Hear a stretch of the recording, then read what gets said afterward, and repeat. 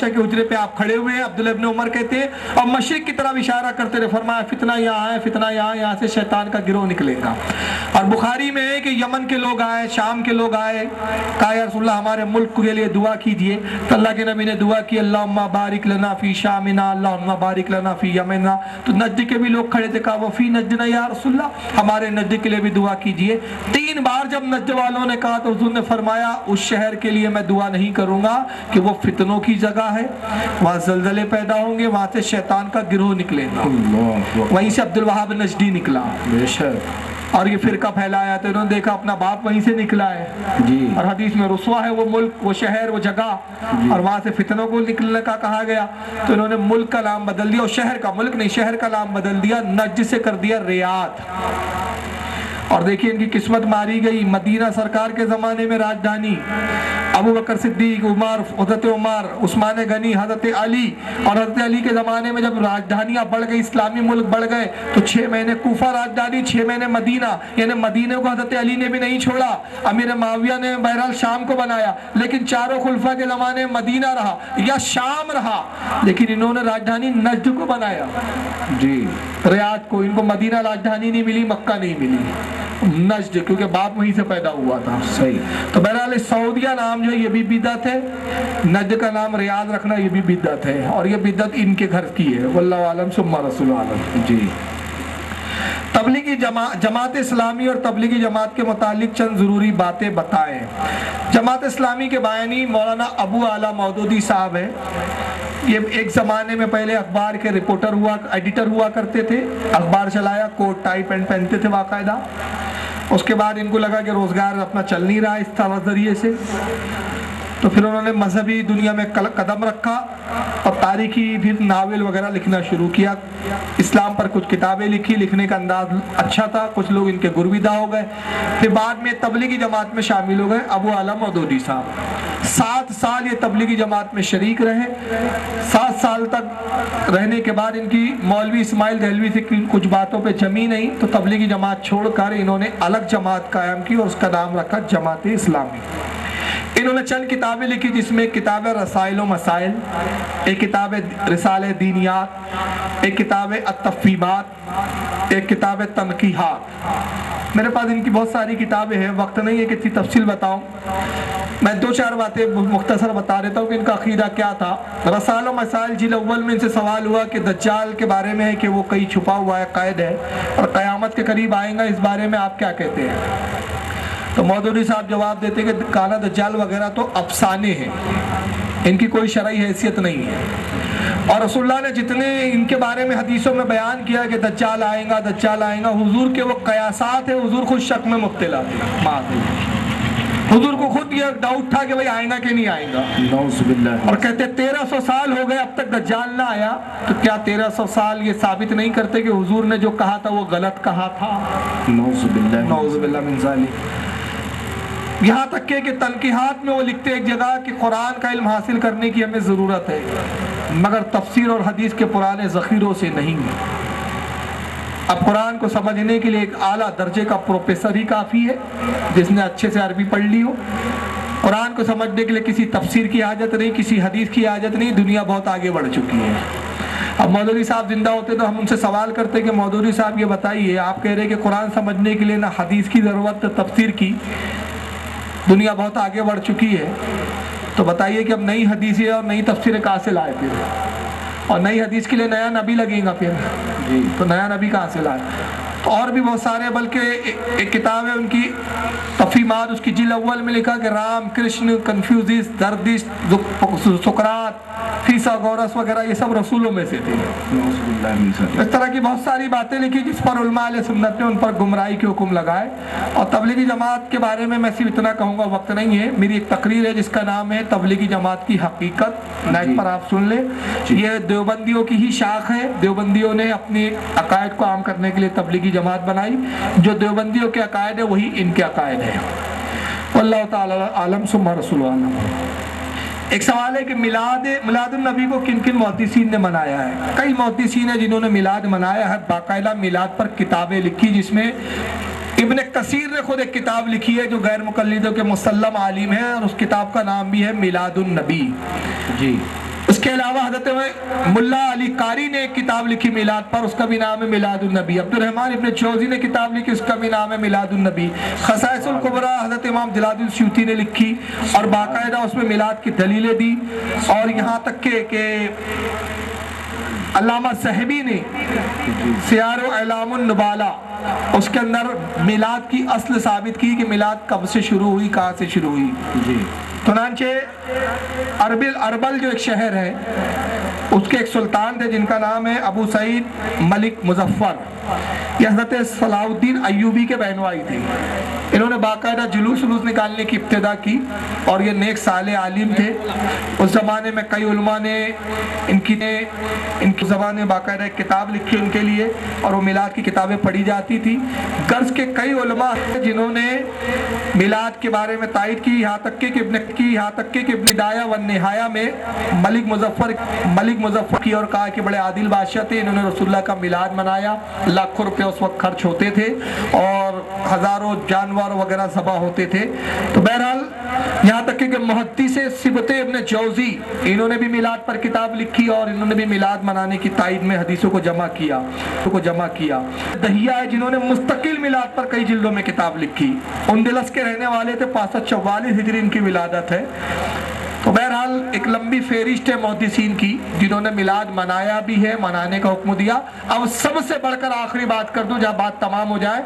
हज़रत इमाम तिरमिज़ी रहमतुल्लाह अलैह ने जामे तिरमिज़ी में एक बाब ही कायम किया और बाब का भी नाम रखा मिलादुन नबी। सुभान अल्लाह, जामे में शामिल है, मैं उसकी बात कर रहा हूँ। जिल्द नंबर 2 में आप जाएं और जिल्द 2 में बाब को तलाश कर ले तो बाब ही का नाम है, मिलाद ही का नाम है। तो अब अगर मिलाद मनाना और मिलाद को मिलाद कहना ही बिदअत है तो फिर इमाम तिरमिज़ी भी बिदअती हुए और बिदअती की किताब फिर सियासत में रखा क्यों है आपने, फिर निकाल गए आपने, फिर निकाल जी। वल्लाहु आलम सुम्मा रसूल आलम। ये सवाल बहुत कॉमन है, कई बार आ गया। और इसके बाद एक आखिरी सवाल है, फिर इख्तिताम करेंगे सलातो सलाम जी।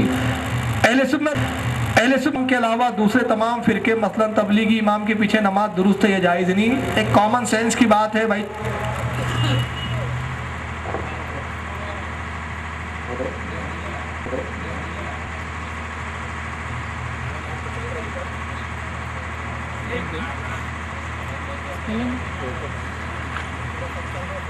की बात है, उन पर गुस्ताखे अल्लाह और गुस्ताखे रसूल होने का इल्ज़ाम है और उस बुनियाद पर उन पर हुक्म कुफ्र है। लिहाजा किसी भी जिस पर हुक्म कुफ्र हो उसके पीछे नमाज दुरुस्त नहीं है और नमाज पढ़े तो नमाज नहीं होगी, लिहाजा उनसे पीछे पढ़ने से परहेज करें जी। एक सवाल है 11वीं की असल क्या है। 11वीं के असले के लिए यही काफ़ी है कि नजर नियाज हमारे यहाँ जायज़ है, हर बुजुर्ग की जायज़ है। तो गौसे आजम तो वलियों के सरदार है, फिर उनकी कहाँ से नाजायज़ हो गई। 11वीं के असले ये है जो हदीसों से साबित है कि अल्लाह के नबी सल्लल्लाहु अलैहि वसल्लम किया है। चुनांचे बुखारी के अंदर खुद मौजूद है।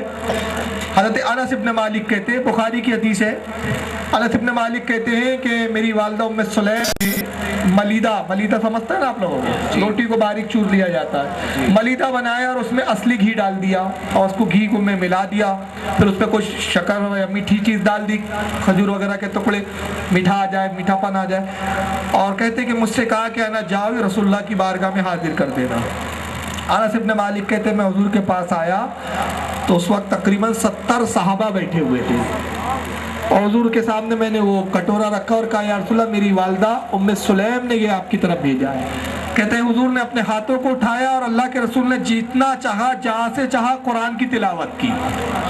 खाना रख के तिलावत करना यही फातिहा और यही हम करते हैं। तो इसी को रसूल ने किया और कहा कि अनस फातिहा खत्म हुई, कहा अनस इसको प्याले को उठाओ हर सहाबी के सामने रखते जाओ। हज़रत अनस हर सहाबी के सामने रखते और वो सहाबी खाते, हुजूर फरमाते शिकम से रोकर खाओ, पेट भर के खाओ खूब जोर जिलाते, यहाँ तक कि 70 सहाबा से फिरकर वो प्याला हुजूर के पास आया, सरकार ने भी खाया और उसके बाद कहते हैं कि मुझे दिया और कहा ना जाओ अब जो कुछ बचा है ये हमारी तरफ से अपनी वालिदा उम्मे सुलैम को देना। अनस इब्न मालिक कहते हैं कसम वहदहु ला शरीक की, मैं ताज्जुब में पड़ गया, जब लाया तब ज्यादा था कि अब ले जा रहा हूँ तो अब ज्यादा है, तो बहरहाल ये फातिहा का सलाम लो जो वफा की राह गया उसी गुमशुदा का सलाम लो। कोई मर बही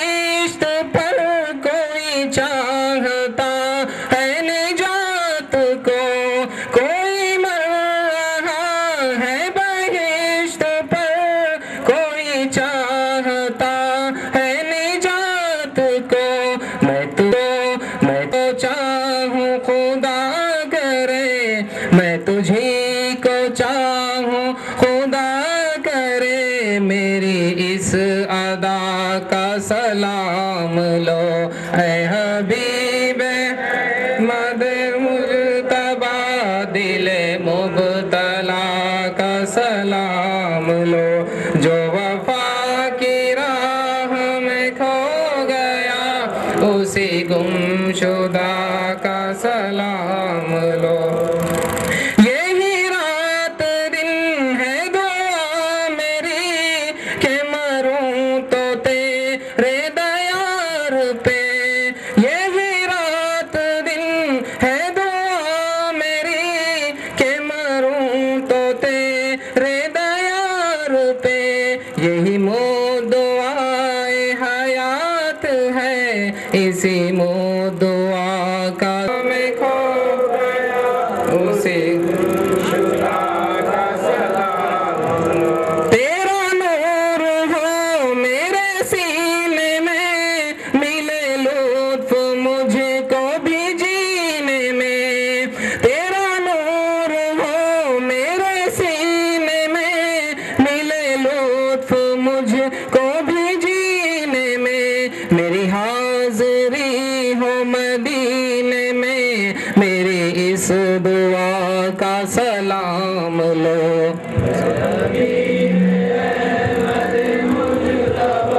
دل مبتلا کا سلام لو، جو وفا کی راہ میں کھو گیا اسی گمشدہ۔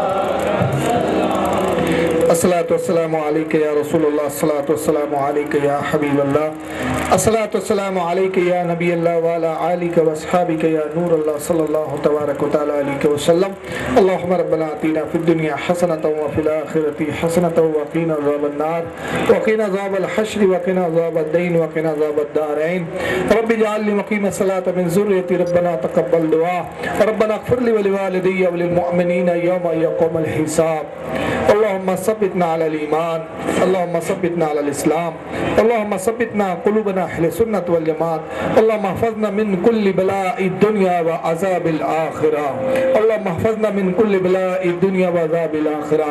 پروردگارہ کریمہ کارسازہ بندہ نوازہ ملکہ بادشاہ بے نیازہ خالق خزا خالق مالک کائنات، تیرے حبیب کے ذکر پاک کو بلند کرنے کے لیے جشن عید میلاد النبی کی مجلس کو مولا اس کو اپنی بارگاہ میں قبول فرما۔